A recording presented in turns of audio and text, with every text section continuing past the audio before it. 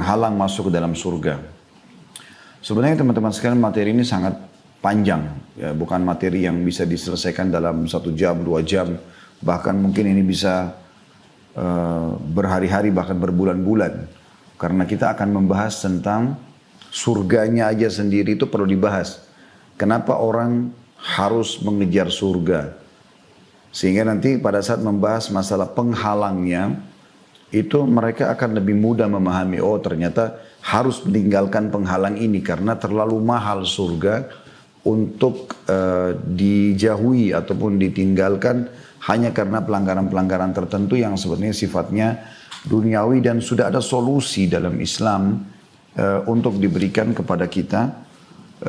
Dalam arti kata kita mendapatkan amal juga yang baik gitu loh. Seperti contoh misalnya misal daripada kita berzina, kita kan bisa nikah. Toh sama juga konsepnya, yaitu pelampiasan biologis kayak gitu. Jadi untuk menjadi ahli surga itu tidak ada yang sulit karena semua yang sedang dinikmati oleh ahli neraka dari perzinahan, dari pergaulan bebas, meminum minuman keras dan segala macam ini sebenarnya kita orang beriman bisa merasakan tapi dengan cara yang halal. Jadi contoh misalnya pelampiasan biologis, yang halal namanya nikah, yang haram namanya zina. Nah sekarang dua-duanya pelampiasan biologis, tapi nikah ini dimulai dengan ketulusan, dimulai dengan kegembiraan, baik dari dua mempelai ataupun keluarga keduanya. Dan pada saat mereka melampiaskan biologis itu dengan cara memuaskan karena jiwanya pun tentram dan juga kualitas sperma dan sel telur juga akan berpengaruh ya dengan ketenangan jiwa itu. Ini juga sudah terbukti secara medis ya.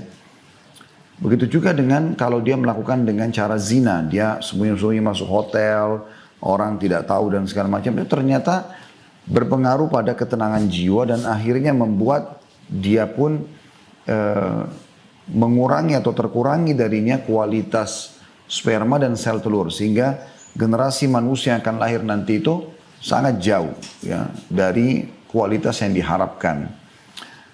Jadi sebenarnya untuk menjadi ahli surga itu nggak ada sesuatu yang sulit gitu.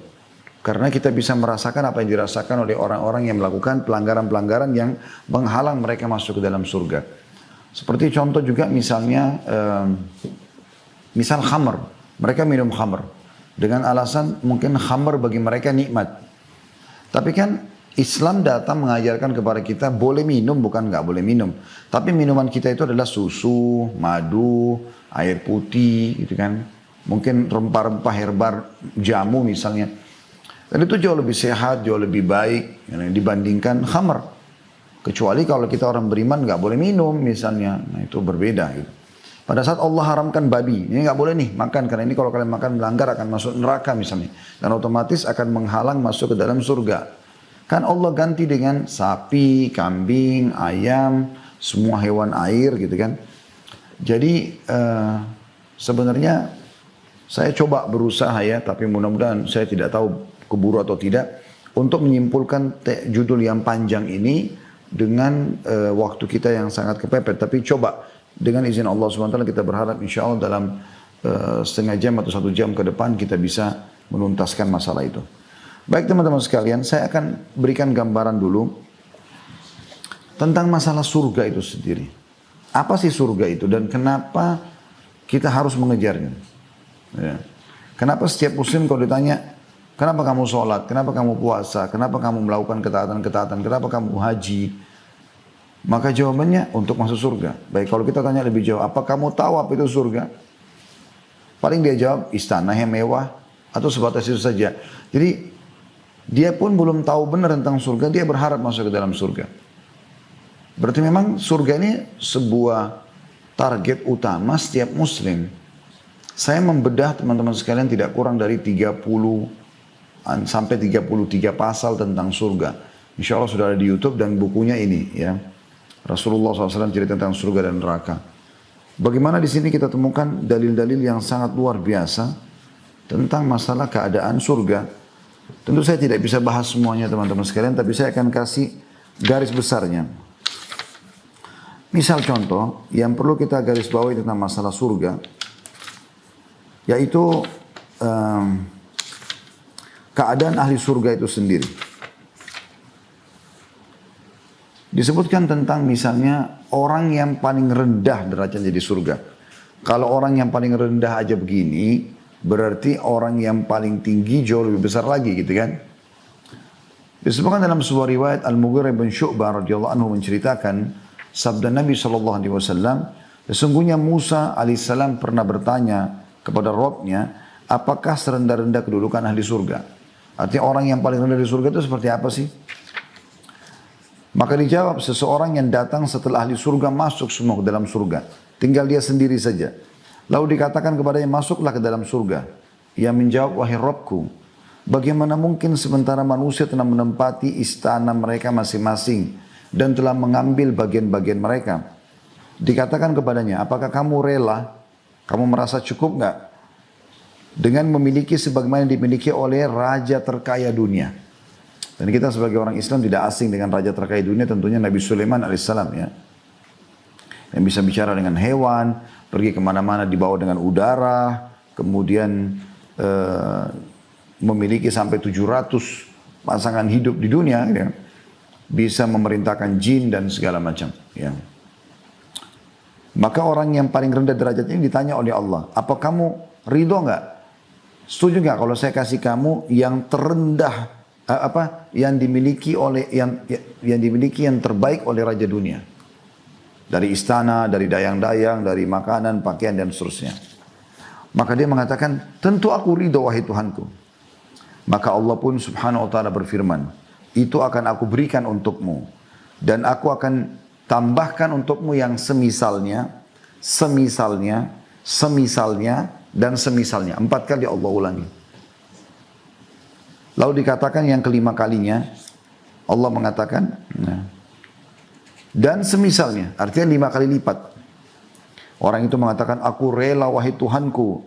Musa bertanya, Rabbku, lalu siapa orang yang paling tinggi kedudukannya? Kalau itu orang yang paling rendah, artinya 5 kali lipat yang diberikan oleh raja terkaya dunia. Ini sholatnya kurang, ibadah-ibadahnya kurang, banyak masalahnya orang ini, gitu kan. Ini orang terendah, masuk neraka dulu. Dalam riwayatnya dikatakan akan keluar ahli neraka yang paling terakhir. Ahli surga paling terakhir keluar dari neraka. Enggak ada lagi ahli neraka di dalam kecuali dia. Yang di neraka itu tinggal orang yang kekal saja. Dia terakhir ahli surga, paling banyak dosanya. Dikeluarkan dalam kondisi badannya hangus sebagiannya. Dia berdiri, jatuh, begitu terus. Sampai akhirnya dia jauh dari neraka, kemudian dia mengatakan, segala puji bagi Allah yang telah menyelamatkan aku darimu. Kemudian Allah pun memperlihatkan kepada dia sebuah pohon yang rindang, bahan pohon saja, tidak ada apa-apanya. Maka karena dia sudah sekian tahun tidak pernah melihat naungan itu, selalu siksaan api, pukulan, ya dan segala macam, dia ketakutan, maka dia pun mengatakan, wahai Rabbku, sampaikan aku ke naungan pohon itu. Itu saja. Ya. Kata Allah SWT, apakah kau yakin tidak akan minta yang lain? Dia bilang tidak. Aku tidak akan minta yang lain. Betul-betul hanya itu saja. Maka berkata Allah SWT, apa benar yang kau katakan? Dia katakan iya. Ya. Maka dia pun memberikan janji-janjinya kepada Tuhannya, Allah SWT, sampai akhirnya Allah menyampaikan dia ke pohon tersebut. Lalu dia merasa nyaman sekali. Dia merasa di situ betul-betul dia terlindungi, ternaungi dengan sejuknya udara di bawah pohon itu. Dia ini terakhir ya, semua orang sudah masuk surga. Ini orang yang paling rendah derajatnya. Kemudian dia pun berkata pada saat itu, atau Allah SWT pada saat itu memperlihatkan kepadanya sebuah pohon yang ada buah-buahannya dan juga ada airnya. Kalau tadi kan cuma pohon saja. Dari kejauhan dilihat sama dia. Kemudian dia mengatakan, ya Allah, aku ingin pohon dan air itu. Kata Allah SWT, bukan kau sudah janji kalau kau tidak akan minta lagi. Dia bilang, ya Allah, pohon dan air itu saya tidak minta yang lain. Lalu dia memberikan sumpah-sumpahnya dan janjinya kepada Allah Subhanahu Wa Taala. Sampai akhirnya Allah pun menyampaikan dia ke pohon dan air tersebut. Dari kejauhan, setelah dia nikmati pohon itu, bahkan dalam riwayat kata Nabi SAW, dia merasa dia adalah orang yang paling besar nikmat Allah padanya. Allah perlihatkan dari kejauhan pintu surga terbuka dan tercium kepadanya bau wanginya surga itu. Maka dia pun mau minta sama Allah tapi malu. Hanya ini surga, nikmat terbesar gitu. Dia lihat dayang-dayang, dia lihat orang pakai baju sutra, istana yang luas, kebun-kebun, dia kagum. Lalu dia mengatakan, ya Tuhanku, surgamu dan aku tidak minta yang lain. Maka kata Allah SWT, wahai anak Adam, berapa banyak engkau memungkiri janjimu. Lalu Allah berfirman kepadanya, apakah kau ridho kalau aku berikan kau seperti yang dimiliki raja terkaya dunia? Dia mengatakan, ya wahai Tuhanku. Maka kata Allah SWT, kau akan dapat yang semisalnya. Engkau akan dapat semisalnya. Terus saja Allah ulangi sampai 10 kali lipat. Kalau riwayat tadi yang pertama saya bacakan kan 5 kali lipat. Ini 10 kali lipat. Maka saking gembiranya orang ini dia mengatakan, bayangkan ya 10 kali lipat yang dimiliki oleh Raja Sulaiman alaihissalam. Maka dia mengatakan, ya Tuhan, ya Allah, sesungguhnya engkau hambaku, aku Tuhanmu. Saking gembiranya dia balik kata-kata itu. Ya Allah, engkau hambaku dan aku Tuhanmu. Maka Nabi SAW tersenyum sampai urat leher beliau terlihat alaihissalam saking gembiranya gitu. Ya. Ini orang yang terendah di surga. Kalau riwayat yang pertama tadi ada lanjutannya. Nabi Musa bertanya, ya Allah, kalau itu derajat orang paling rendah, bagaimana dengan orang yang paling tinggi? Maka Allah pun menjawab subhanahu wa ta'ala, mereka itulah orang-orang yang aku kehendaki. Aku tanam kemuliaan mereka dengan tanganku. Dan aku menentukan atas mereka ya, apapun yang mereka inginkan, sekalipun mata mereka belum pernah melihat, telinga belum pernah mendengar, dan belum pernah terlintas dalam hati manusia. Jadi surga itu teman-teman luar biasa, sebuah tempat yang tidak bisa dibayangkan. Allah subhanahu wa ta'ala berfirman dalam surah Az-Zukhruf ayat 71, A'udzu billahi minasyaitonir rajim, wa fiha ma tashtahihi al-anfusu wa taladhdhul a'yun. Di dalam surga itu semuanya yang ada di dalamnya akan dimiliki apa yang diinginkan oleh hati. Apa yang terjadi hati kita bisa dapat. Dan juga yang selalu sedap dipandang oleh mata. Begitu. Di dalamnya akan diberikan rezeki tidak pernah terputus-putus. Allah mengatakan dalam surah Al-Mu'min ayat 40, A'udzu billahi minasyaitonir rajim. Man amila sayyi'atan fala yujza illa mithlaha. Dalam surah Mu'min ayat 40 ya. Wa man amila salihan min dzakarin aw untha wa huwa mu'minun fa ulaika yadkhulunal jannata yurzaquna fiha bighairi hisab. Barang siapa yang mengerjakan perbuatan kejahatan, dosa, maka dia tidak akan dibalas melainkan sebanding dengan kejahatan itu. Dan barang siapa yang mengerjakan amal yang saleh, baik laki-laki maupun perempuan, sedang ia dalam keadaan beriman, maka mereka akan masuk dalam surga dan mereka akan diberi rezeki di dalamnya tanpa terputus. Jadi terus-menerus mendapatkan manfaat itu.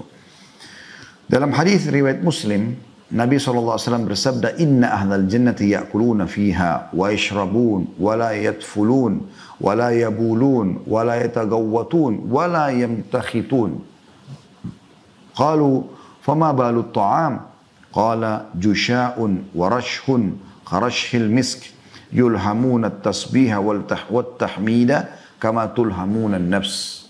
Artinya ahli surga itu kata Nabi SAW akan selalu makan dan minum. Tidak pernah berhenti. Mereka bukan makan karena lapar, mereka juga berhenti bukan karena haus. Mereka makan bukan karena lapar, mereka berhenti bukan karena kenyang. Jadi mereka nikmati selalu makanan itu. Mereka tidak akan pernah membuang ludah lagi. Mereka tidak akan buang air besar dan buang air kecil, dan mereka tidak akan pernah membuang ingus. Itu kata Nabi SAW. Jadi tidak ada lagi kamar mandi, tidak ada WC di sana. Semuanya kenikmatan. Maka para sahabat bertanya, ya Rasulullah, lalu bagaimana dengan sisa-sisa makanan itu? Di dunia kan kita harus butuh WC, mengeluarkan kotoran. Semoga Allah muliakan kita. Ada air seni, ada tinja gitu kan. Maka kata Nabi SAW, makanan dan minuman yang tidak dibutuhkan oleh tubuh tersebut akan keluar dalam bentuk sendawa dan keringat yang aromanya seperti aroma kasturi. Mereka melahap tasbih dan takbir sebagaimana kalian menghirup udara. Ya. Jadi maksudnya kalau kita makan dan minum di surga, kemudian kita atau ada yang tidak dibutuhkan oleh tubuh kita, maka akan dikeluarkan ya, dalam bentuk keringat yang lebih wangi dari bau kasturi. Jadi begitu luar biasanya ya. Di dalam riwayat lain dijelaskan, kata Nabi SAW, siapa yang masuk surga, ya, maka dia tidak akan pernah rusak bajunya, ya, tidak akan habis masa tuanya, dan tidak akan pernah sakit selamanya. Jadi sebuah kebahagiaan yang luar biasa gitu ya. Dan begitu luar biasanya penyampaian Nabi SAW tentang surga ini, yang kalau kita ya, lihat dalam banyak riwayat, sebenarnya semuanya kenikmatan.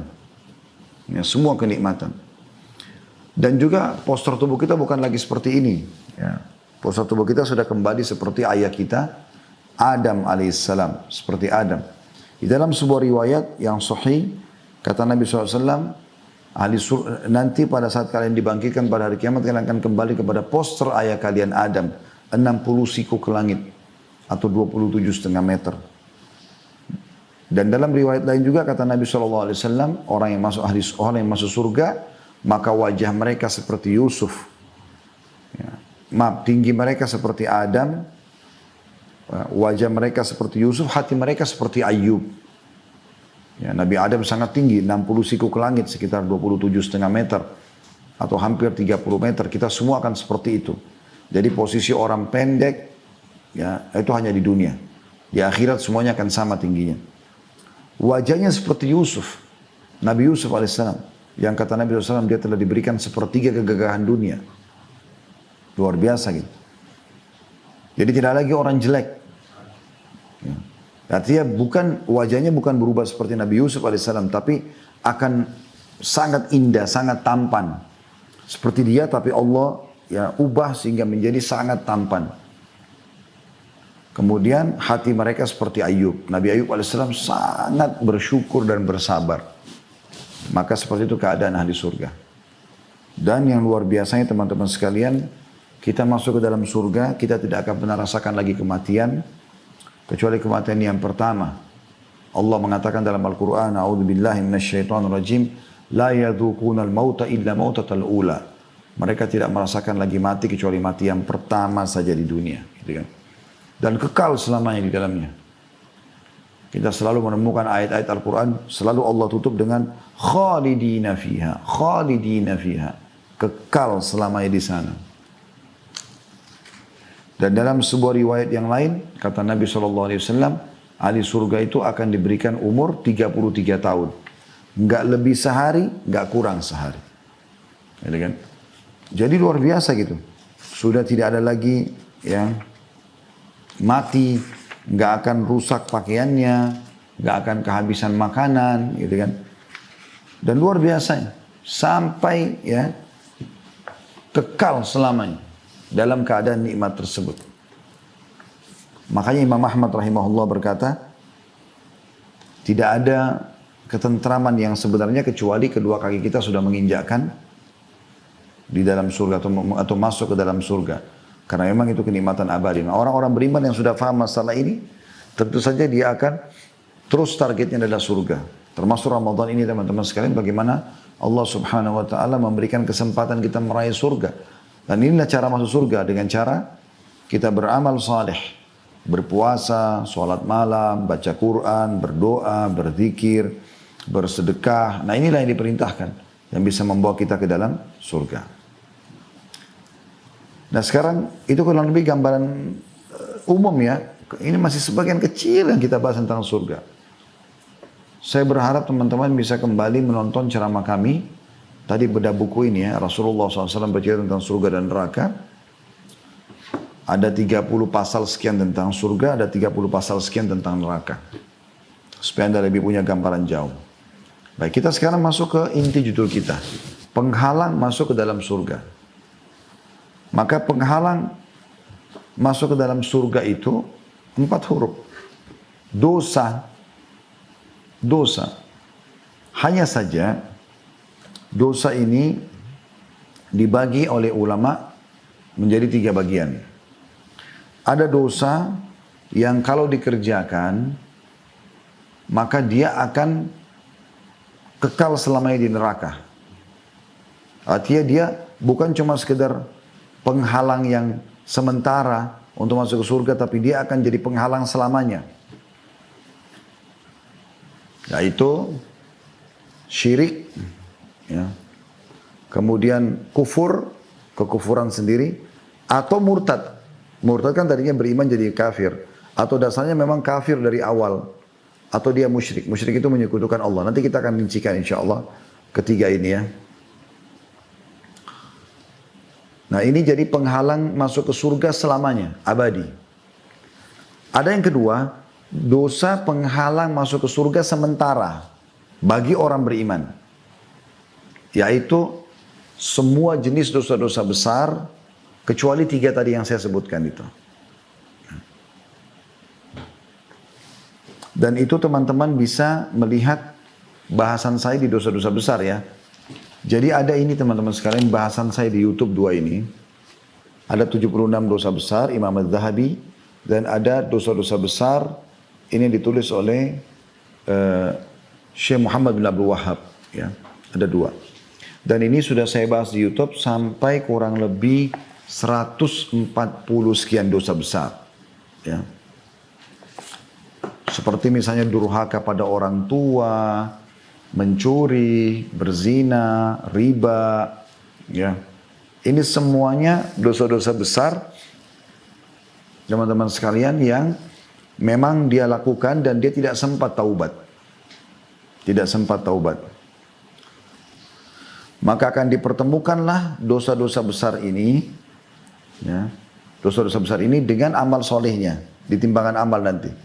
Kalau faman thaqulat mawazinuhu, Allah SWT mengatakan siapa yang berat amal solehnya, faulaika humul muflihun. Mereka adalah orang-orang beruntung. Wa man khaffat mawazinuhu faulaika alladzina khasiru anfusahum. Dan orang-orang yang ringan timbangan amal solehnya, dosanya lebih besar, maka mereka adalah orang-orang yang telah merugikan diri mereka. Oleh karena itu, setiap muslim yang melakukan dosa, disilakan dengan murtakabul kabir atau orang yang melakukan dosa besar. Itu kalau dia tidak sempat taubat, maka pemahaman Ahlussunnah wal Jamaah, dia di bawah masyiannya Allah. Allah bisa masukkan dia ke dalam neraka, disiksa sampai bersih dosanya baru masuk surga, atau Allah maafkan. Itu kuasa Allah. Ya. Dari itu jenis dosa besar atau dosa yang bisa menjadi penghalang masuk surga tapi sementara. Dan ini masuk dalamnya semua dosa besar kecuali 3 tadi ya. Kecuali syirik, kecuali kekufuran yang abadi atau murtad. Kemudian jenis dosa yang ketiga adalah dosa-dosa kecil tapi yang terus dikerjakan. Menjadi sebuah rutinitasnya. Sehingga akhirnya menjadi besar juga dia. Jadi dalam hadis kata Nabi SAW, perumpamaan dosa-dosa yang dilakukan, dosa-dosa kecil itu, seperti satu kaum yang turun ke satu lembah, kemudian mereka pada saat lagi mau istirahat di situ, menyuruh satu orang mereka menyuruh satu orang tukang masaknya untuk masak, dan tukang masak mengatakan, coba kumpulkan untukku ranting-ranting. Jadi ranting-ranting sebanyak mungkin supaya aku bisa membakar api untuk masak. Ya. Maka semua anggota kafilah itu mengumpulkan ranting-ranting. Setelah mereka mengumpulkan ranting-ranting tersebut, maka mereka akhirnya bisa membakar api. Kata Nabi SAW, itulah perumpamaan dosa-dosa kecil yang terus dilakukan seperti ranting-ranting tadi, yang kalau dia satu mungkin masih belum bisa menyalakan api, atau masih kecil apinya, tapi kalau dia dikumpulkan jadi banyak, dia akan menjadi api yang besar. Nah, cuman memang ini lebih ringan daripada poin yang kedua tadi. Karena kalau poin yang kedua tadi, dosa-dosa besar, itu wajib taubat nasuha. Kayak misalnya durhaka pada orang tua, riba, zina, segala macam ini butuh taubat nasuha. Yaitu meninggalkan dosa itu seketika, kata Imam Nawawi rahimahullah, syaratnya. Kemudian menyesali, dan ketiga adalah yang ketiga itu berjanji dan bertekad kepada Allah tidak akan mengulanginya. Seperti itulah ya, tidak akan mengulanginya. Maka dengan 3 syarat ini, insya Allah biidnillahi ta'ala, dosa itu akan dimaafkan oleh Allah SWT. Kalau dosa yang kedua tadi ya. Kalau dosa yang ketiga, yang tadi dosa-dosa kecil tapi karena sering dilakukan dan banyak variabelnya, maka akan menjadi dosa besar juga. Ini sebenarnya bisa saja dibersihkan dengan semua jenis ibadah, amal soleh. Misalnya dosa kecil misalnya sholat sunnah, wudu, puasa, yang wajib dan yang sunnah sebenarnya. Sebenarnya semua amal wajib dan amal sunnah itu bisa membersihkan dosa-dosa kecil, sehingga dia tidak menumpuk banyak. Kecuali keadaannya adalah orang itu melakukan dosa-dosa kecil terus, itu pun dia tidak ikuti dengan amal soleh. Makanya kata Nabi SAW, wa atbi'is sayyi'atal hasanata tamhuha. Ikutkanlah perbuatan dosamu itu dengan perbuatan kebaikan. Artinya jangan kau ulangi lagi, tapi bersihkan dia dengan amal-amal solehmu. Seperti itulah. Ya. Nah sekarang teman-teman, saya kerucutkan lagi bahasan kita. Karena kalau kita mau membahas ketiga jenis dosa ini akan sangat panjang. Gitu kan. Saya akan fokus membahas teman-teman sekalian ke yang pertama saja. Ya. 3 dosa yang jadi penghalang masuk ke surga yang sifatnya abadi. Anda tidak akan pernah keluar lagi dari neraka. Baik, yang pertama teman-teman sekalian adalah dosa syirik. Apa itu syirik? Syirik itu teman-teman sekalian yaitu menyekutukan Allah atau menggabungkan atau mempartnerkan antara Allah dengan makhluknya dalam hal ibadah. Syirik. Contoh misalnya, yang paling baik contoh di sini adalah orang-orang musyrik Mekah. Orang-orang musyrik Mekah itu teman-teman sekalian mereka punya perbuatan, mereka tahu Ka'bah itu rumahnya Allah, mereka tahu tawaf itu ibadah, mereka tahu itu haji, ya karena itu kan dari zaman Nabi Ibrahim alaihissalam. Mereka tahu wukuf di Arafah, mabit di Muzdalifah, mabit di Mina, itu adalah rangkaian daripada ibadah. Mereka tahu itu ibadah untuk Allah. Tetapi mereka syirik. Mereka menyekutukan Allah. Bagaimana menyekutukan Allah? Mereka datangkan patung-patung di sekitar Ka'bah yang selain mereka tawaf, selain mereka berdoa sama Allah, mereka juga minta sama patung-patung tersebut. Ini namanya mempartnerkan Allah dengan makhluknya. Dan Allah sangat murka dengan perbuatan ini. Makanya Allah ceritakan tentang mereka dalam Al-Quran. Ya. Allah berfirman, A'udzubillahi minasyaitonirrajim. Wa idza sa'altahum man khalaqas samawati wal ard wa sakhkhara asy-syamsa wal qamar la yakununa Allah. Hai Muhammad, kalau kau tanya kepada mereka orang Mekah itu, kenapa siapakah yang menciptakan langit dan bumi dan mengatur matahari dan bulan? Mereka akan mengatakan Allah. Lalu disuruh tanya kalau begitu, kenapa mereka sembah berhala-berhala itu? Mereka menjawab sendiri, Allah kekalkan dalam Al-Quran, ma na'buduhum illa liyuqarribuna ila Allahi zulfa. Kami enggak sembah berhala-berhala ini kecuali agar kami jadikan perantara antara kami dengan Allah. Allah enggak butuh perantara benda mati, apalagi patung. Dia sendiri yang pahat, dia yang sendiri berikan nama, lalu dia yang panggil-panggil patung itu untuk disembah. Jadi mereka itu dulu kalau melakukan sembelihan, mereka sembeli untuk Allah, mereka sembeli juga untuk patung mereka. Ya. Bahkan kadang-kadang mereka curang. Dalam arti kata curang ini, mereka melebihkan buat patung-patung mereka. Oleh karena itu Nabi SAW diutus untuk memperbaiki masalah itu. Nah, kalau ada teman-teman orang yang berbuat syirik, dan syirik ini dibagi dua oleh para ulama, ada syirik besar, ada syirik kecil. Kalau syirik besar dilakukan, taubatnya harus syahadat kembali. Karena Allah Subhanahu wa taala berfirman dalam surah An-Nisa ayat 48, A'udzu billahi minasyaitonir rajim. Innallaha la yaghfiru an yushraka bih wa yaghfiru ma duna dzalika liman yasha. Sesungguhnya Allah tidak akan pernah mengampuni dosa syirik dan dia mengampuni segala dosa yang selain syirik itu bagi siapa yang dia kehendaki. Jadi maksudnya kalau orang meninggal sempat berbuat syirik, tidak taubat, ya, tidak memperbaharui lagi syahadatnya, maka dia tidak akan diampuni Allah pada hari kiamat. Kalau zina, riba, masih ada kemungkinan tahta masyiah namanya, di bawah keinginan Allah. Kalau Allah ampuni, Allah bisa Allah ampuni. Kalau Allah mau ampuni, Allah ampuni. Kalau Allah siksa, Allah akan siksa. Tapi dosa ini nggak bisa. Allah sudah pastikan dalam Al-Quran, tidak pernah Allah maafkan kalau mereka tidak sempat taubat sebelum meninggal. Nanti kita kasih contoh-contohnya ya.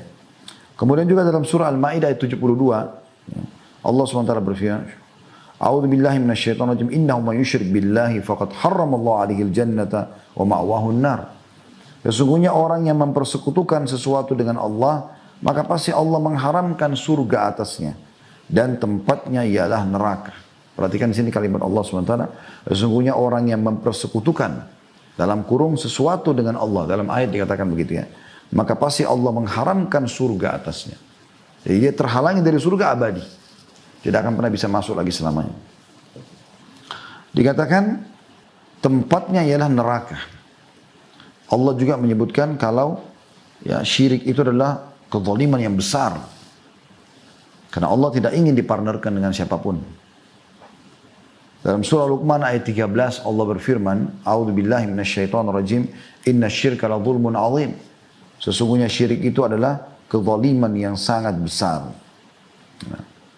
Oleh karena itu kata Imam Adz-Dzahabi rahimahullah, barang siapa yang menyekutukan Allah kemudian dia mati dalam keadaan sebagai seorang musyrik, ya, perbuatan namanya syirik. Kalau orang yang pelakunya namanya musyrik, ya, maka dia termasuk penghuni neraka secara qat'i. Maksudnya tidak diragukan lagi. Sebagaimana halnya orang yang beriman karena Allah lalu mati dalam keadaan sebagai mukmin, maka dia termasuk penghuni surga. Sekalipun dia mungkin akan terlebih dahulu diadab di neraka karena dosa-dosa selain syirik yang pernah dilakukannya. Seperti itulah. Ya. Baik teman-teman, Nabi Muhammad SAW juga pernah ditanya, atau beliau pernah bertanya kepada para sahabat, Ala unabbiukum bi akbaril kabair. Mau nggak aku tunjukkan kepada kalian induk dosa-dosa besar? Artinya kalau kalian lakukan, habislah. Maka para sahabat mengatakan, tentu ya Rasulullah, kata Nabi SAW, al-isyraku billah. Itu yang pertama disebutkan. Syirik kepada Allah. Juga Nabi SAW pernah mengatakan 3 kali. Ya. Ala unabbikum bi akbaril kabair. Maukah aku tunjukkan induk dosa-dosa besar? 3 kali Nabi SAW ulangi. Lalu, qalu bala ya Rasulullah. Maka para sahabat mengatakan, tentu wahai urusan Allah. Qala al-isyraku billah. Ya, beliau mengatakan syirik kepada Allah. Ini disebutkan yang pertamanya ya. Itu juga dengan beliau pernah mengatakan ijtanibus sab'al mubiqat. Jauhilah dosa besar yang membinasakan. 7 dosa besar yang membinasakan. Qalu ya Rasulullah mahun. Para sahabat mengatakan ya Rasulullah, apa 7 dosa besar itu? Yang pertama beliau mengatakan qala asyirku billah. Syirik kepada Allah. Kemudian yang kedua as-sihr. Beliau mengatakan pelaku sihir ya. Wa qatlun nafs allati haramallahu illa bil haqq, dan membunuh jiwa yang telah Allah larang kecuali dengan alasan benar. Jadi maksudnya kalau orang serang kita bela diri, terus kita bunuh perampok itu tuh alasan benar. Atau pemerintah menangkap pelaku kriminal karena dia membunuh maka dihukum mati juga misalnya, itu alasan benar. Tapi kalau tidak ada alasan ini maka tentu masuk dalam ancaman ini. Yang keempat wa aklu riba, memakan harta riba. Yang kelima wa aklu mal yatim, memakan harta anak yatim. Yang keenam wa tawalli yaumaz zahf, lari dari kancah peperangan. Nah, dan yang ketujuh wa qadhful muhsanatil mu'minatil ghafilat, menuduh wanita yang baik-baik ya lagi lalai melakukan perbuatan zina, gosip tentang dia. Tapi yang jadi saksi bahasan kita adalah di sini masalah syirik. Oleh karena itu teman-teman sekalian, ini syirik luar biasa gitu. Nggak bisa main-main soal itu. Ya. Baik, syirik besar ini teman-teman sekalian banyak contohnya. Misal contoh seseorang jadi penyihir. Ini sudah mutlak penyihir itu melakukan perbuatan syirik. Makanya mereka tobatnya harus syahadat. Karena mereka mengajak jin, syaitan bekerja sama. Menyekutukan Allah subhanahu wa ta'ala. Menganggap ada kekuatan selain kekuatan Allah subhanahu wa ta'ala. Ya. Menyembeli untuk selain Allah, menyembeli untuk kuburan, untuk laut, untuk gua. Ya. Ini termasuk syirik besar. Tawaf di selain Ka'bah, putar-putar di kuburan dengan alasan kuburan ini bisa memberikan manfaat dengan dia tawaf. Padahal tawaf itu hanya untuk Allah di Ka'bah. Ini semuanya hati-hati. Meminta-minta pada orang mati, mengajak bicara orang mati. Maka ini juga termasuk, ya, harus hati-hati semuanya. Kalau yang kedua syirik kecil, itu riya, kita sudah tahu sama-sama. Nah bedanya kalau syirik besar, memang mengeluarkan orang dari Islam. Kalau dia meninggal tidak sempat taubat bisa kekal di api neraka karena Allah tidak akan ampuni. Kalau syirik kecil, riya itu memperindah ibadah karena makhluk. Misalnya memperindah sholatnya karena ada atasannya di sebelah, karena ada mertuanya atau ada temannya yang melihat atau dia memperlama doanya karena ada orang yang lihat, ini semuanya riya. Nah kalau ini tidak mengeluarkan dari Islam. Dan yang hancur adalah hanya amal itu saja. Jadi riya misalnya dalam sholatnya, sholat itu tidak diterima. Gitu ya. Dan dia tidak akan mengekalkan dalam api neraka. Tapi dia juga dosa besar. Tetap bisa disiksa di dalam api neraka. Dan ini yang pertama teman-teman sekalian. Dari 3 jenis dosa yang menjadi penghalang masuk ke surga. Yang sifatnya penghalang abadi ya. Karena saya bilang tadi kalau kita bahas semuanya. Termasuk penghalang sementara dari dosa-dosa besar. Yang ada maka itu malah akan panjang bahasanya. Dan Anda bisa kembali ke bahasan kami di bahasan tentang dosa-dosa besar. Insya Allah sudah 140 sekian dosa besar yang harus kita hindari tentunya. Ya. Baik teman-teman sekalian, kita akan masuk ke dosa besar yang kedua. Maksud saya dari 3 tadi itu ya, yaitu kekafiran secara umum. Kafiran. Jadi orang-orang kafir. Dan kita sebagai seorang muslim tidak boleh ragu tentang kekafiran orang-orang selain Islam. Dan ini sebenarnya bukan hal yang harus menyinggung mereka. Karena kita cuma punya 2 istilah. Muslim, mukmin atau kafir kan begitu. Dan istilahnya tidak asing. Juga dipergunakan oleh mereka untuk kita gitu kan. Dan ini bukan penghinaan sebenarnya. Ini cuma istilah yang digunakan memang rivalnya seperti orang lapar sama kenyang gitu kan. Malam sama siang seperti itu. Dan bagi kita orang beriman kepada Allah SWT dan Nabi Muhammad SAW, kita meyakini selain penganut Islam adalah kekafiran. Dan kalau mereka tetap dalam keadaan itu, maka berbahaya buat mereka. Mereka bisa kekal selamanya dalam api neraka, gitu kan? Dan ini jelas sekali dalil-dalil tentang masalah itu.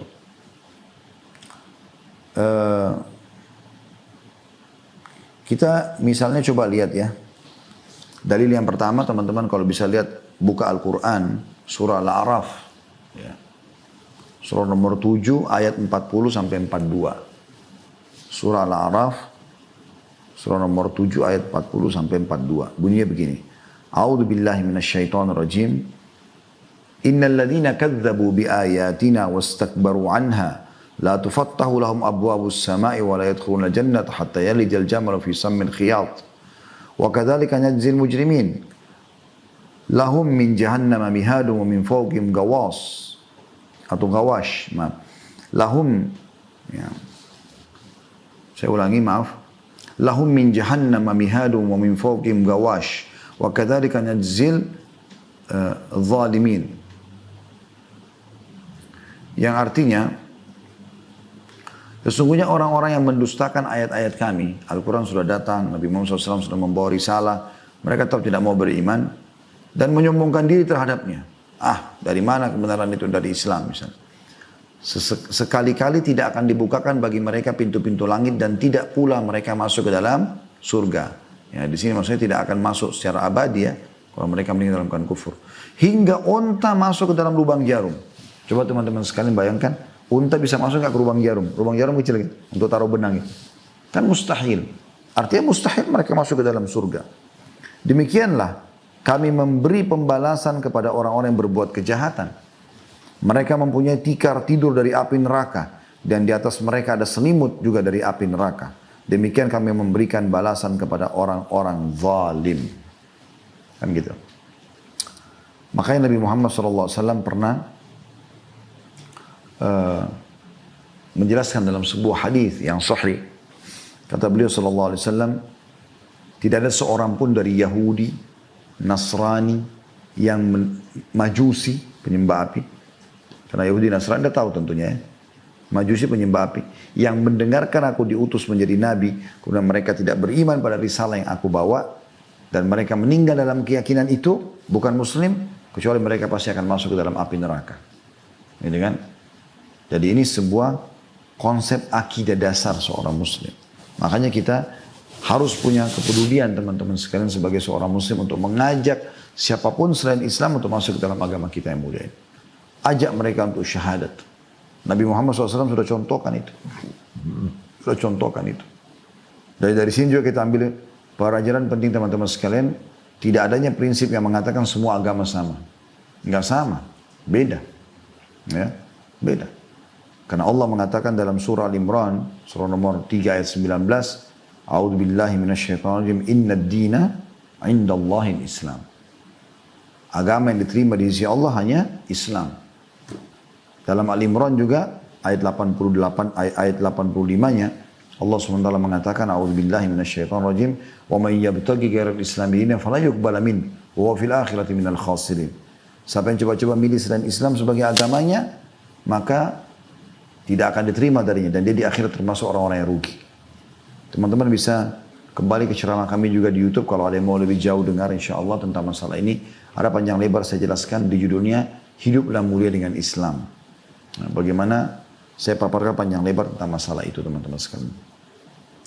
Dan itu cukup banyak dari dalam Al-Quran yang menceritakan tentang masalah orang-orang kafir bisa masuk ke dalam api neraka. Seperti itulah ya.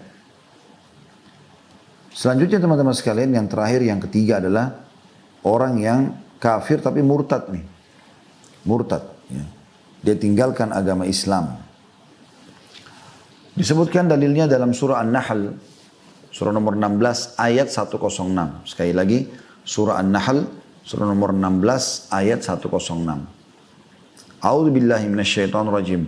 Man kafara billahi min ba'di imanihi illa man ukriha wa qalbu mutmainnun bil iman walakin man syaraha bil kufri sadran fa alaihim ghadabun minallahi wa lahum adzabun azim. Barang siapa yang kafir kepada Allah sudah dia beriman. Maksudnya murtad. Tadinya dia muslim lalu dia keluar dari agama Islam. Kecuali orang-orang yang dipaksa kafir padahal hatinya tetap tenang dalam beriman. Akan tetapi orang-orang yang melapangkan dadanya untuk kekafiran maka kemurkaan Allah menimpanya dan baginya azab yang besar. Jadi pernah terjadi teman-teman sekalian, Ammar ibn Yasir radhiyallahu anhuma, Ammar waktu itu umurnya 9 tahun. Yasir ayahnya dia udah dewasa tentunya dengan istrinya Sumayyah. Kalau anda pernah dengar ya, Sumayyah radhiyallahu anha adalah wanita Islam yang pertama mati syahid. Yasir pun termasuk laki-laki muslim yang awal-awal mati syahid itu. Dibunuh oleh Abu Jahal ya. Nah di depan matanya Ammar, waktu itu umurnya 9 tahun, dia lihat ibu sama ayahnya dibunuh oleh Abu Jahal. Sumayyah itu ditusuk perutnya lagi hamil. Mati. Yasir pun ditusuk mati. Maka Ammar waktu itu masih 9 tahun. Disiksa dia sama Abu Jahal. Abu Jahal mengatakan, saya tidak akan bunuh kau seperti kedua orang tuamu. Tusuk langsung mati. Saya akan bunuh kau pelan-pelan. Saya akan kulitin kamu. Kecuali kau meninggalkan agama Muhammad. Maka karena dia takut, dia tidak bisa tahan siksaan itu, maka dia pun mengatakan, baiklah. Abu Jahal rupanya tidak puas. Ya. Dia bilang, baiklah maksudnya saya tinggalkan agama Muhammad. Abu Jahal tidak puas, lewat seekor unta, kata Abu Jahal, saya tidak akan lepaskan kau sampai kau bilang, unta ini Tuhanku. Betul-betul kalimat kufur. Jadi bukan lagi Allah, tapi unta ini. Maka Ammar mengatakan, unta itu Tuhanku. Karena kesakitan udah. Maka dibebaskan oleh Abu Jahal. Setelah itu Ammar menyesal luar biasa. Kenapa dia tidak susul saja kedua orang tuanya mati syahid. Tapi 9 tahun kita bisa bayangkan bagaimana anak-anak 9 tahun pastilah ketakutan gitu kan. Lalu dia datang kepada Nabi SAW dan dia sampaikan masalah itu. Ya Rasulullah begini kejadiannya. Apa kata Nabi SAW dalam hadis yang sahih. Diriwayatkan oleh Al-Hakim dalam kitab Mustadrak. Al-Baihaqi dalam Sunan Al-Kubra. Ya. Dia mengatakan, "Kaifa tajid qalbak?" Bagaimana pada saat itu hatimu, hai Ammar? Ammar bilang, "Mutmainnun bil iman." Hatiku sangat tenang dengan keimanan. Aku tidak pernah niat mau murtad itu. Kata Nabi SAW, "In adu fa'ud." Kalau begitu, kalau mereka paksa lagi kau besok mengucapkan itu, maka ucapkan saja. Karena kau tidak maksud itu. Tetapi jadi saksi bahasan kita adalah potongan awal daripada ya, hadits ini.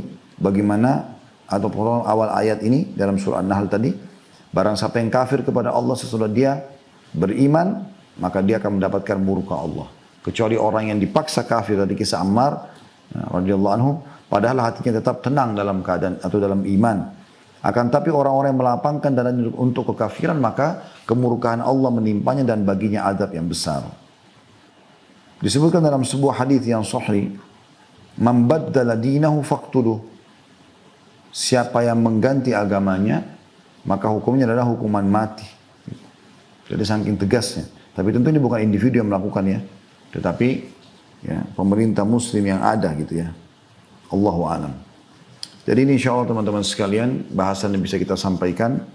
Karena melihat waktu tentunya, saya juga sekitar jam 14.00 harus ada live lagi. Tadi semestinya ada masalah teknis sedikit ya. Kita harusnya mulai jam 12.30. Tapi insya Allah saya akan coba buka pertanyaan dalam sesi ini. Tapi saya simpulkan dulu kembali sekali lagi. Surga adalah sebuah tempat abadi yang sangat menyenangkan. Kekal selamanya dalam nikmat. Gak ada lagi kematian. Gak ada lagi masa tua. Semuanya mudah gitu kan. Bahkan ada sebuah hadits yang luar biasa. Ya, saya belum sebutkan tadi, kata Nabi SAW, tidak ada seorang mukmin yang meninggal bayi ataupun sudah sangat tua. Misalnya bayi masih baru berapa bulan atau berapa hari lahir, dan orang itu meninggal 100 tahun atau 200 tahun umurnya, kecuali akan dibangkitkan umur 33 tahun. Jadi potongan awal hadis ini yang belum saya sebutkan tadi ya. Tidak lagi buang air besar, nggak ada buang air kecil, dan terlalu banyak kenikmatan abadi yang luar biasa gitu kan, yang kita akan dapatkan kalau kita masuk surga. Kata kuncinya cuma 4 huruf, taat kepada Allah Subhanahu wa taala, taat saja. Ya. Anda kerjakan yang diperintahkan, tinggalkan yang dilarang, kan seperti itu. Kemudian kita sudah jelaskan tadi juga tentang penghalang-penghalang. Jadi ada 3 jenis dosa. Kan penghalang masuk surga kan 4 huruf, dosa saja.